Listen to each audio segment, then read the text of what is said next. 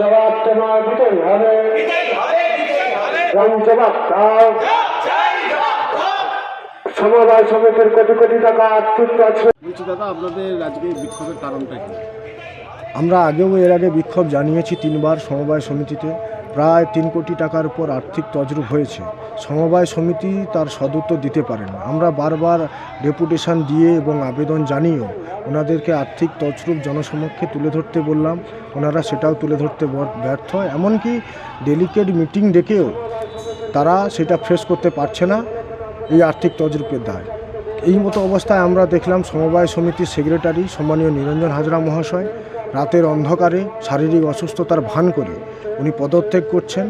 এবং আমরা যখন জানতে পারি ওনার কোনো শারীরিক অসুস্থতা নেই, আগামীকাল আমরা হাটে ওনার সঙ্গে একটু কথা বললাম যে আপনার সঙ্গে আমরা 2 মিনিট কথা বলতে চাই আর্থিক তছরূপের দায় নিয়ে।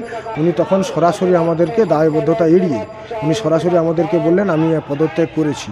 আমরা এটুকু জানতে পেরেছি ওনার পদত্যাগ এখনও পর্যন্ত অ্যাকসেপ্ট হননি, মানে উনি এখনও পর্যন্ত সমবায় সমিতির সেক্রেটারি থেকে গেছে। তারপরেও এই আর্থিক তছরূপ হয়েছে কোটি কোটি টাকা। তাই আমরা সমবায় বাঁচাও কমিটির নেতৃত্বে এই আন্দোলনে বসেছি সাধারণ মানুষের যোগ্য টাকা ফিরিয়ে দিতে। এই বোর্ডটি কোন রাজনৈতিক দলের? এই বোর্ডটা তৃণমূল পরিচালিত রাজনৈতিক দল।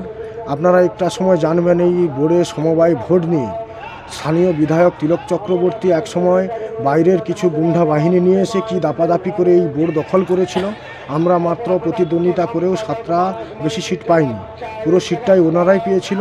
এবং রাতের অন্ধকারে বোমাবাজি করে এবং মাইকে নানা রকম হুমকি টুমকি দিয়ে এই বোর্ড দখল করেছিল এই বিধায়ক তার হারমাত বাহিনী নিয়ে এসে।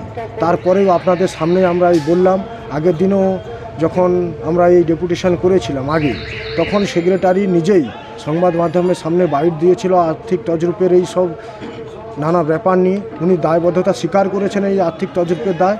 এবার সাধারণ মানুষ চিন্তা করুন, যেই বিধায়ককে দিয়ে ভোট দিয়েছিল সেই বিধায়কের মদতে আস্তে আস্তে করে কিভাবে গ্রামীণ সমবায় সমিতিগুলো ধ্বংসের মুখে চলে যাচ্ছে।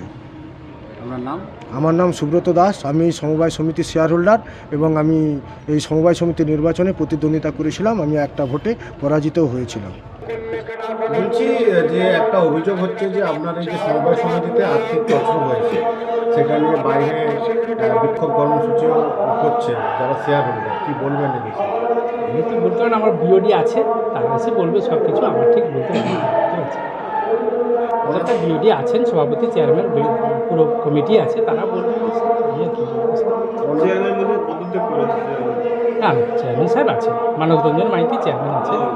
হ্যাঁ, আর সেক্রেটারিবাবু অত মানে উনি অসুস্থতার দেখে করেছেন, কিন্তু অ্যাকসেপ্ট হয়নি এখন। হ্যাঁ, আর্থিক তছরূপের যে একটা বিষয় বলছে, এই বিষয়ে কি আপনি অকিবহল আছেন? হ্যাঁ, কিছুটা হয়েছে, আর্থিক হয়েছে কিছুটা। এবার কতটা কি আমরা যতক্ষণ না অডিট হচ্ছে আমরা বলতে পারছি না। একটা ঘটেছে আমাদের একটা সেকশানের ওই মাছের খাওয়ারের দোকানে কিছু টাকা একটা স্টাফ কিছু হয়েছে, বাকি টাকি দিয়েছে, সেই জিনিস নিয়ে আমরা বোর্ড বলবেন, আমরা অডিট হলে বলতে পারবো সেটা হয়েছে। আমরা অমল বড় সামন্ত, ম্যানেজার কেশবপুর জলপাই রাধাকৃষ্ণ সমবায় সমিতি।